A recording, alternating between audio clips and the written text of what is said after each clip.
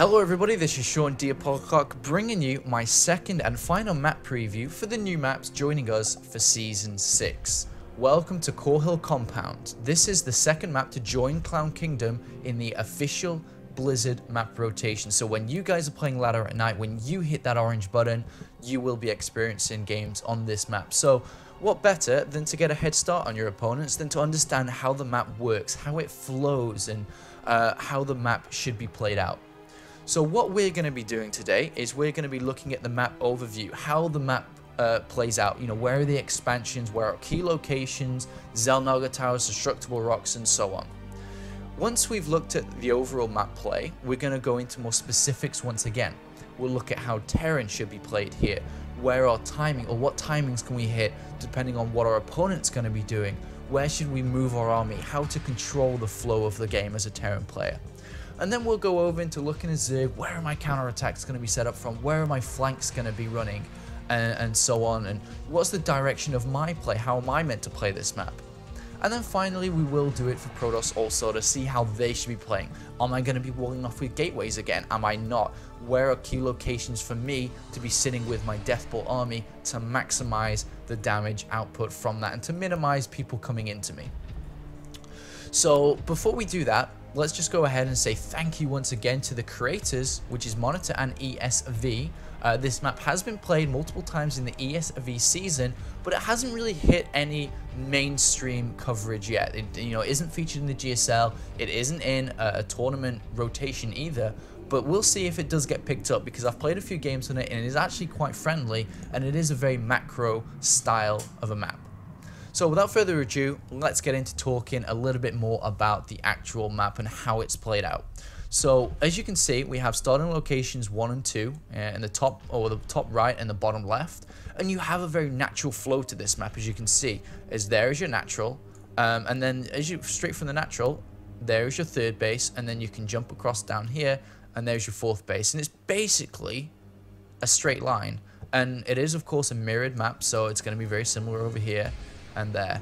And as you've established fourth bases, it's a very easy ride up to your fifth, which is equal, of course. So as you can see with the white lines, that is going to be the flow of your economy and how you will be expanding depending on your style. If you're aggressive, if you're passive, you could obviously be expanding at a faster and slower rate. So just looking at the natural area, it's a little bit wider than Cloud Kingdom, so it's not as easy to wall in with Protoss. It's not as easy to defend as Terran. And also, if you're thinking about Zerg 2, maybe Hellions can come in a little bit easier. Maybe it's more difficult in Zerg versus Zerg to actually get a nice solid defense on that natural. So that's something to keep in consideration. Even though it is kind of bigger on the natural, it's a very easy hop down to this third base. And unlike, well, for Protoss players and so on, you just need to think about this as being not a wall off this time around because you need access towards this fourth base. So you don't really want to be walling off with gateways as we mentioned in that previous preview. But Terran, I guess they can use supply depots, they can easily lift up and down. So even though we understand how the natural flow of this map is going to be in terms of expansions, let's look at the run-bys available.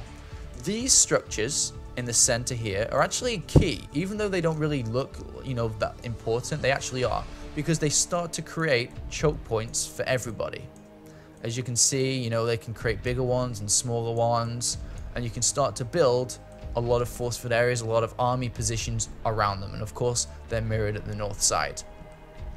So as a Terran player and Protoss player, these are actually going to be very important in holding. For example, let's say you do wall this off with supply depots. Maybe you'd want your army. Of course, if you've got a bunker here, you're going to be able to defend any attacks coming from this way. But maybe you want to have your army just sat here behind these buildings or whatever they are in the way, and then maybe have something towards the Xelnaga tower.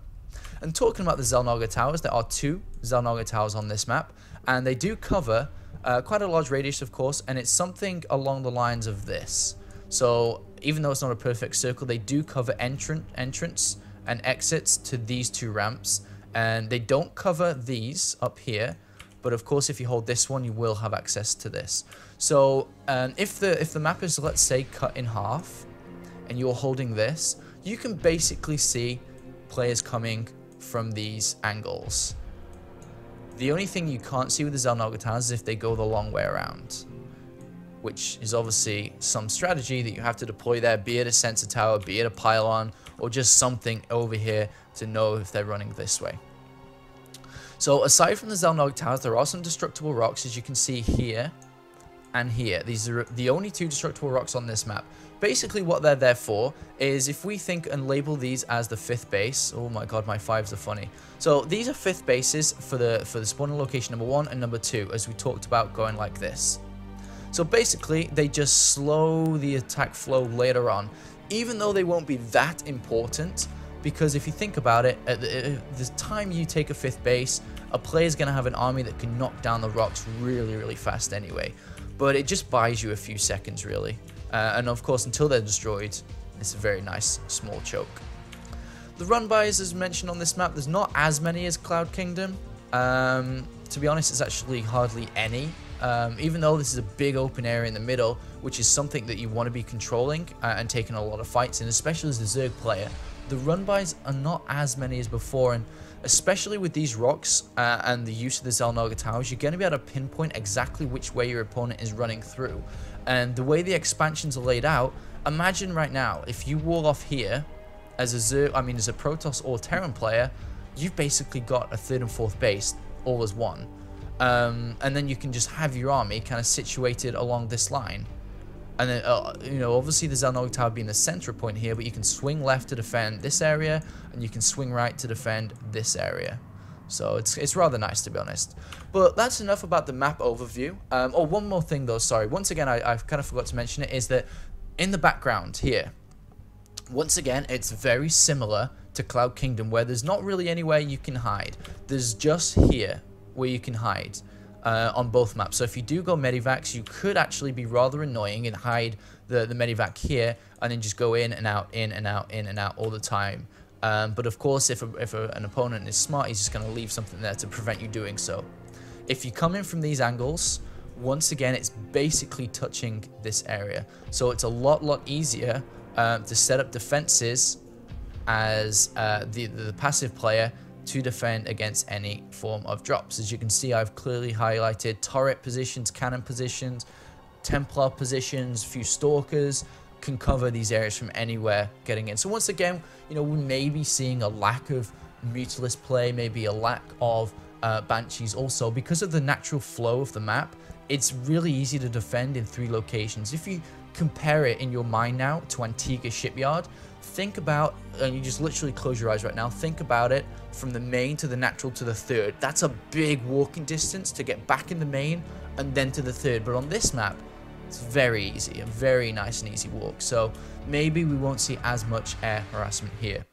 Alright, so let's go now into specifics and start to talk a little bit more about Terran and how Terran should be played here. So, of course, let's say we start in the bottom left here, and let's just say Terran versus Terran is going to be our opening matchup. Terran versus Terran, I think, is going to be a little bit more about mech due to the ease of defending drops. It's kind of easy just to throw turrets down to defend against that. But more importantly, the easy flow of the map is going to allow you to play mech a lot easier than it is to bio, because they're going to have a hard time stopping you taking the 3rd base, because tank positions literally that line, and you defend your natural and 3rd base. Likewise, once you get this base up and established, you have another soft line of tanks again to defend the 4th base, and then you're going to get to that 200 supply, and that should be your kind of Terran versus Terran, to be honest. Thinking about maybe Terran versus Zerg, and let's have a look more at that natural now. I mean, Terran versus Zerg, you want to be going ahead and obviously taking the command center here. It would be a bit weird if you didn't, but I mean, a bunker placement is still very viable. And the most important thing here, if we just go back to, let's look at the center of the map. Let's say you're playing Terran versus Zerg now, you've got your natural down here, and you want to do some form of 2-base push. Controlling the Zelnog towers are so important for doing this, and you can do that with Hellions, of course, because as most people do. And the walk from natural, let's say we walked now to the Zerg 3rd base. Look at that, nice and easy walk, especially if we have control the Zelnaga towers. They're actually going to have a hard time seeing this push coming and even stopping it. And if we just go back to the overall map view, Imagine right now, or let's just go to the 3rd and 4th base actually, the view here. So imagine, obviously mirrored, this is exactly the same at the north position. We walk down as a Terran player here after killing the Xel'Naga Towers or taking the Xel'Naga Towers, and imagine a push. Tanks here, and then you bring your army this way to his 3rd base. You have a fortified position on the north here, and then you also have the ground army on here, and there's the hatchery. So that's maybe a strategy you could deploy on this map. I think would work really well. But overall, once again, like I said, it's an easy flow map. You can take a 3rd base relatively easy here. Maybe some supply depots to wall on here, and then you can easily lift down and take your command center over here to build a planetary fortress later on as the game does develop on, and maybe wall off here and keep these lowered or something along those lines. So it's a nice flowing map for Terran for sure. Against Protoss, I don't think you need to worry that much about any aggressive play from him, because you're going to be able to have nice choke point areas where his army is obviously going to be more clumped up, and we can be very spread out across these lines and so on. I guess maybe you could be in danger around this area once again if he deploys a similar style to what we talked about. You know, maybe some units on the higher ground firing down and coming around from here on out. But basically, Terran vs Protoss should be played out quite standard here, to be honest. The most important thing as the game does go past this, you know, halfway line and later stage, is that you obviously want to be fortifying this area, and this is going to be a big focus point as the game goes on. So let's just look at the center of the map once more. And the reason why this is going to be the key location is because that's your 5th base, right? Your main, natural, 3rd and 4th, all represented by these weird lines at the bottom, are in a straight defensive line. This is the only open area that he can really harass you. So, but as long as you have units on the higher ground and see it coming, you're going to be very easy defended, to be honest, because he can't really attack up a ramp to kill this base. But that's going to be pivotal. More also, or equally as important, is controlling the center of the map, taking fights on the higher ground, making sure you have position and controlling this very important area. Because if you control this, you can easily, you know, come to his 5th base. You can easily drop into his main. You know, this at the end of the game is going to be very important for you guys. Alright, so let's now start to talk a little bit about how Zerg should be played on this map. To be honest, I think Zerg will have a little bit more trouble on this map compared to Cloud Kingdom. There's so many run by, so many counterattacks and rapid expanding, because it's harder for a Terran and Protoss player to be taking their 3rd base, as we talked about. But on this map, it's a lot easier for them. But first of all, let's talk a little bit about Zerg versus Zerg. Now, let's just, hit that overlay for Zerg. So, I think this may be a little bit more difficult to play a hatchery first map against Zerg, simply because, you know, there's a big area. I mean, if you build a spine here, you're only going to be covering like this kind of radius. So he can easily run stuff around the back. So that means you'd have to build multiple spine crawls to kind of get that better surface area. So it could be an aggressive map, but to be honest, you still have this ramp, and you can still, you know, double queen to block the ramp, and spine crawler like here to kind of cover a nice little area here. So I think hatchery can be still viable here, but there's something to think about. Let's go and think more about, you know, how we're expanding. As a Zerg player, of course, natural to 3rd base. The problem with this 3rd base is, as we talked about, let's look at that 3rd base more in depth. Oops. So let's have a look here. So as this 3rd base now, as you can see, this is actually rather annoying, this ramp, because the 3rd base cuts off here, or should I get it more accurately, cuts off here, right? This is our hatchery, extractor. There's the line of where it's going to finish and creep if we don't expand creep. Terran and Protoss players are definitely coming this way. Every time they're going to be force fielding you. So let's just wipe the slate clean. They're going to be force fielding you. They're going to be killing your hatchery. They're going to be having tanks on the higher ground. So to think about how we're going to defend it, you have to creep spread. You have to creep spread in these angles. You have to see him coming and prevent it, and then being able to get into position. If you lose Xel'Naga Tower range, and he just goes woot-de-doo-de-doo-de-doo-de-doo, and he goes in a little line like this and all the way down, you're going to be in trouble. So you have to creep spread, and you have to try to hold these Xel'Naga Towers. But to be honest, Xel'Naga Towers are only giving you this range, right? So if he goes this way, or even this way, you're still going to be in trouble. So you have to know this location is going to be very, very important to you. Once you've taken a fourth, that's obviously amazing. You're going to be in a really nice position to take that if you do survive against any third base attacks coming from this angle. Fifth base gets a little bit more hard for you to maintain hold of the map, right? Because as the map goes on, we are literally limited to 5 bases versus 5 bases. So if the game goes late, of course we're going to have that amazing composition of Broodlords, Infestors, and so on. But to be honest, if a Protoss or Terran player has these bases secured and is starting to control this, we're going to start losing stuff easy. Drops into the main, Warp Prism into the main from this angle, straight down. And then if you think about it, he can also easily do stuff here from his main, you know, pick up and drop over here. His focus point is going to be controlling. So if you think about Protoss and Terran holding these bases, they've got cannons, they've got bunkers, there's no way you're really penetrating any of these bases. He's holding this Zelnaga tower, and he's swinging like this all the time. His focus is killing this. And there's a choke point on this area here, he can force field. So as the game goes later on, I think Zerg may have a little bit more difficulty here, but we'll see how this map does play out once it's hit the professional scene. Anything else I need to think about? Run-bys are going to be a lot more difficult for you guys because, like we said, it's going to be easy. So let's say we're up here as a Zerg player, we've taken these bases, we're looking, alright, our Terran and Protoss players we're playing against have taken this base, how do we kind of run by and stuff? It's more difficult. You can do stuff here, but they are going to be more aware of this and being able to force field this. If they have their army situated, you know, behind this, they're going to be able to wall off these locations. So I think it's going to be easier for them to defend against it, and maybe you're just going to have to look for straight up fights rather than counterattacks. Because if you try a lot of counterattacks and flanks and they don't work, you're going to put yourself behind.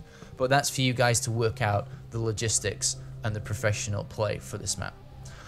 Alright guys, let's go ahead and start to think more about... Well, actually, before we do that, I just want to quickly look at the center of the map.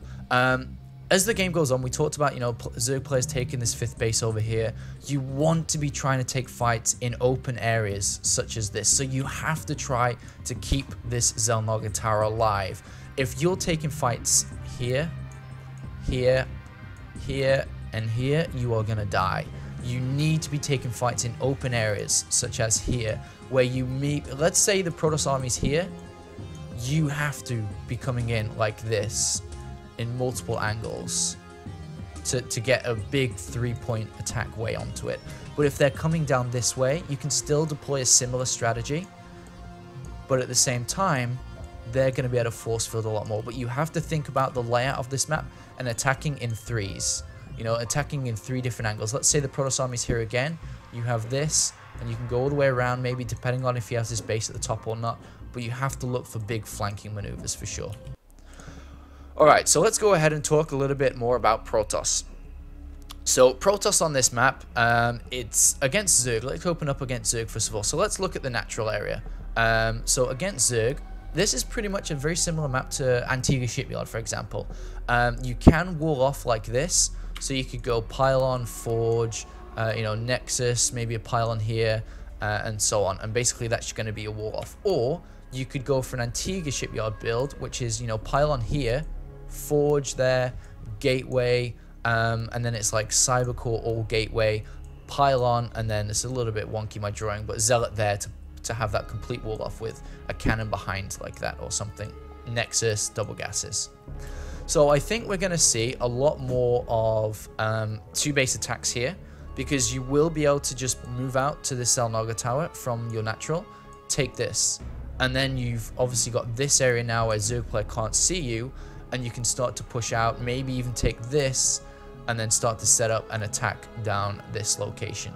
Because this is going to be very important, because it's going to be hard for a Zerg player to actually hold on to this, I feel. Your kind of 3rd base, let's have a look at the 3rd base now. This is your 3rd and 4th base. So we've established that, you know, that natural, we've got Forge, Fast Expand. This is the 3rd base now entrance. Unlike Cloud Kingdom and other maps such as, you know, Taldra and Malta, you don't really want to be walling off with gateways here, simply because you want the ease access to this 4th base. So you can come down here and take your 3rd base and probably just like pylon and cannon it a couple of times. Maybe create a little bit of a wall off, like a couple of gateways and a pylon, just to kind of slow it down, or even like pylon, pylon, you know, gateway, gateway, and just kind of have, or even pylon, pylon, gateway, pylon, gateway, and then you can have like an entrance here, and then you want to be going up, taking your 4th base, and then probably walling this off with a bunch of gateways and cannons behind it, depending on how you want to play, of course. But to be honest, if you think about how the center of the map's going to come out as well, if we are wanting to take this base, you don't really want to wall this off either, because you want ease access here. So I think wall-offs are going to be less important here, and it's more about just Nexus, Nexus, pylon cannons, cannons, take it, Nexus, pylon cannons, and especially here because you're going to have the higher ground, so cannons are going to be amazing. Thinking about playing against Terran, like I said earlier, is that drops are going to be less good here because you can set up attack points here and you can hit medivacs kind of easy. The only place that if you do let a medivac in, they're going to be able to hide at the back and then be able to come in and out, which could get a little bit dangerous. But to be honest, you shouldn't even be letting them in from these locations. Once you've established your 3rd base, it is a straight line, as you can see, main, natural, 3rd. So you can run around from main to natural 3rd really easy. So if they do get a drop off here, to be honest, your kind of middle point, your standing point should always be like here. So you can run like this. So you can get to every location at the exact equal time. And to be honest, I think it's going to be pretty easy to defend here, of course, but that depends on who you're playing against. I mean, MMA is going to say, no, it's going to be pretty hard to defend me, but we'll see. And then overall, you just have to build up that death ball on these bases and start to hold this. Terran versus Protoss, Protoss versus Terran is all about controlling the center, because it will be hard for either of you to attack these locations just because of the ramp, to be honest. The ramp's going to change everything. Force fields, cannons on the higher ground, units on the higher ground, attacking down. Yeah, it's all going to be about this location. So you have to focus on getting there. Likewise, we talked about this at the start of the video. These are going to be your best friends. Force fields, force fields, force fields, force fields, force fields, force fields, everywhere. This is now creating choke points for you, or helping you to create choke points with force fields. These ramps, by the way, 3 force fields, 3 force fields, and this is 4 because it's a bit wider. So you can just go 1, 2, 3, and it's blocked. 1, 2, 3, and it's blocked. 1, 2, 3, 4, and it's blocked. This is 2 and then 3 with the rocks, so it's quite easy for you guys. And that should be really. I'm just thinking what else to think about. Maybe, I guess I should talk about PvP a little bit. PvP is always about the natural, to be honest, because, I mean, not the natural, but I guess more about this location. PvP is going to be a lot more about blink stalkers and observers, to be honest, because if you think about it, well, actually looking at it, they're going to be able to harass in these kind of angles, coming from right up the top and right from the bottom. So they're going to drag you all the way here. It's not as intense as Taldra Malta or Antigua Shipyard, but it's still going to be pretty important to focus on defending at these locations, because they're going to blink with an observer into the main, then to the natural, and so on. Though the counter argument to that is that it's a flat line to defend with. So mortals, stalkers are going to be easy to defend here. And then obviously an easy accessible 3rd base, which will probably open up mid-game. I feel that you're going to have a lot of Zealot Archon play, because you're going to be kind of controlling the center of the map earlier, and if somebody does push out, they're going to be in big open areas. But as the game drags on and goes to all these bases, you will start to see War of the Worlds, to be honest, because of the choke points. You know, Zealot Archon are really bad in all these choke points, which we've highlighted before, are going to be amazing for you guys to do, because you just force field, you cut out the Zealots, Colossus are going to be amazing, and so on. But once again, as the game does develop on, you will be wanting to control these locations to be able to swing left and right.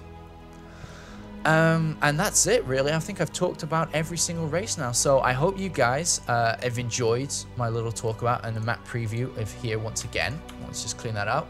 And a lot of you, I appreciate that you guys like this as well, and a lot of you are asking me to do not just the new maps, but the older maps too, so that could actually come true for you also. So once again, guys, I hope you've enjoyed this. This has been Sean Diapolcart with a map preview for Korhal Compound, ready for Season 6.